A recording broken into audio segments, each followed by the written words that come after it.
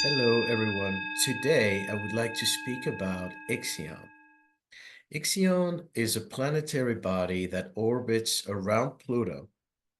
It's referred to as a Plutino, which are a group of celestial bodies beyond Neptune. They're called also trans-Neptunian bodies or planets.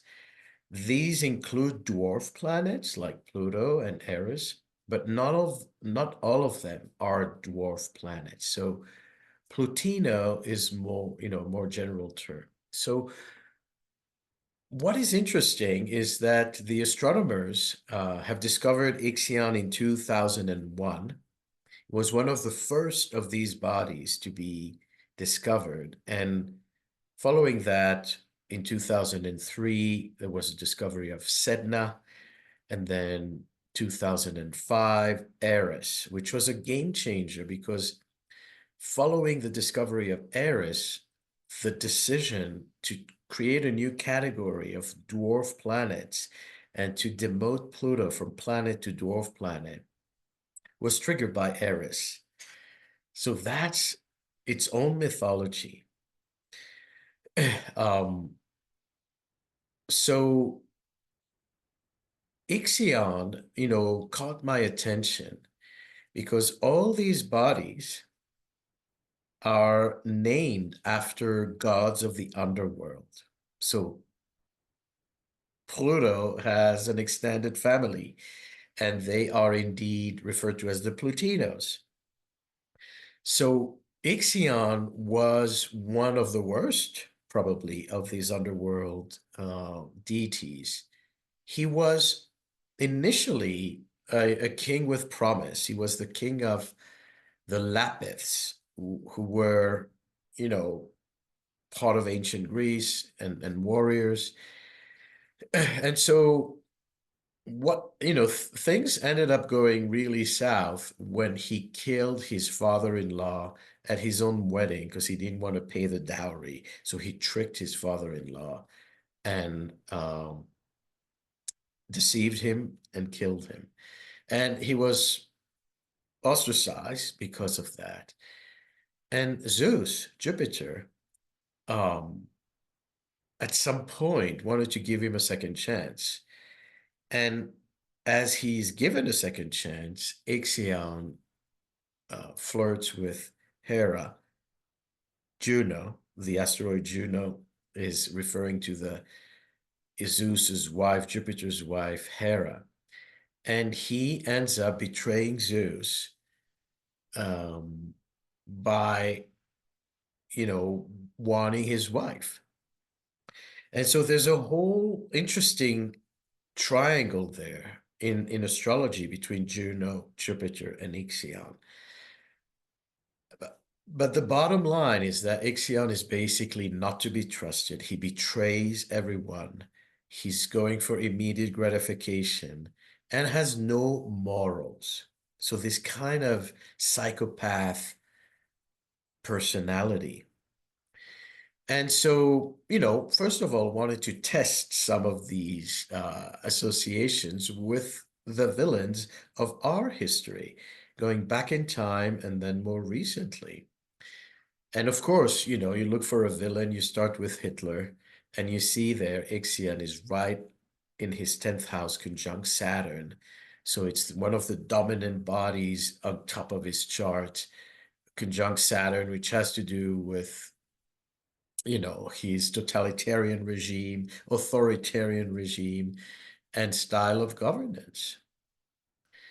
And then I looked at Stalin, who has Ixion right on his south node, so another strategic placement. And interestingly, looking at Putin has his sun at 13 Libra, conjunct Ixion at 17 Libra.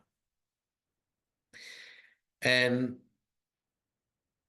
I always knew that Zelensky, the president of the Ukraine, had his Pluto close to Putin's sun. And so, you know, put in is this kind of dark father energy that I need to free myself from. And and so it is that Pluto's sun is on Zelensky's Pluto. But when you look at Ixion now, you see that Ixion is like half a minute from Zelensky's Pluto. So it adds this really dark dimension to it. So Ixion is present. It needs to be considered. And the question for me is, are there redeeming qualities? What is the lesson? Is it just plain bad person, or, is there a way to transform it?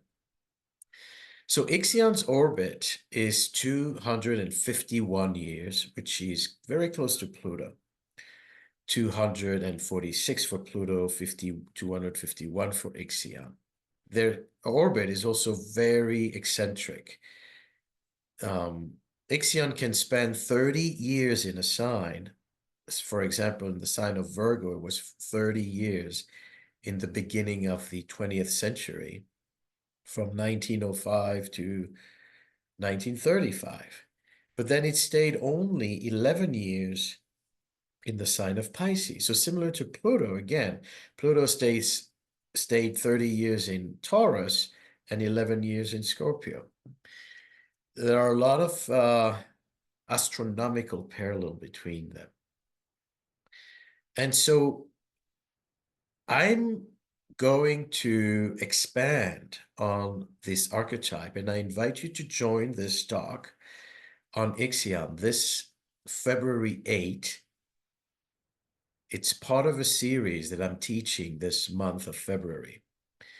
But you can get the recording if you are not able to make it live. This is going to be available for purchase at any time, and it's affordable.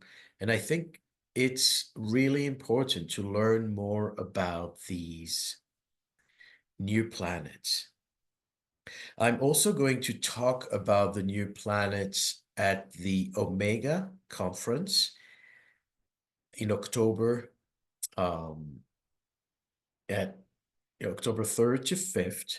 And I'm going to specifically focus on Eris, which is one of the most daunting forces. But also, Eris speaks about exposing hypocrisy. So I'm also going to speak about the new planet Haumea, which is a Hawaiian goddess. So the interesting thing is that now with these new bodies, they're also exploring names of not just the Greco-Roman pantheon, but of other indigenous cultures. So names like Haumea, Sedna, who is an Inuit goddess, Makimaki, who is from the Eastern Island. A fascinating development, and they're all, slow-moving bodies, but they are very relevant for our analysis. I'm going to leave you with this thought. Think about Ixion defying authority. Think about Ixion insolence. Think about the fact that, he's given second chances. Will he redeem himself? So what does that make you think of when you bring this to the current context of 2025? I'm going to speak now specifically about the January 6th insurrection. The January 6th insurrection, 2021, is when Trump supporters who were part of this movement to try to discredit the election results and Biden's victory stormed the Capitol and created incredible damage. Few people were killed, many injured. And there was this air of insolence, of vandalism, you know, them moving in and carrying statues and sitting in the offices of the politicians. And so you really have that feeling of Ixionism. And it's very interesting that around that time, Ixion had just moved to a new sign and the sign of Capricorn, which has to do with authority and obviously has to do with governance. Um, Washington, the capital, it's a Capricorn institution. And so just as Ixion steps into Capricorn, you have this moment of disrespect, of not accepting the rules and wanting to reverse, the democratic process. Now, this was not only happening as Ixion moves on to that new degree, but it is also the Ixion return of the United States. So the United States was created as Ixion was, right, on that 1 degree Capricorn. So a lot to meditate on and fascinating examples. And again, for me, what's important is exploring also how to turn the negative into a lesson, into something redeeming. Because obviously, we're all born with Ixion somewhere. What does that mean? We're not all psychopaths. How can we use this energy in a more constructive way, knowing what the risks are? I hope you join me and that this interests you because astrology is ever expanding.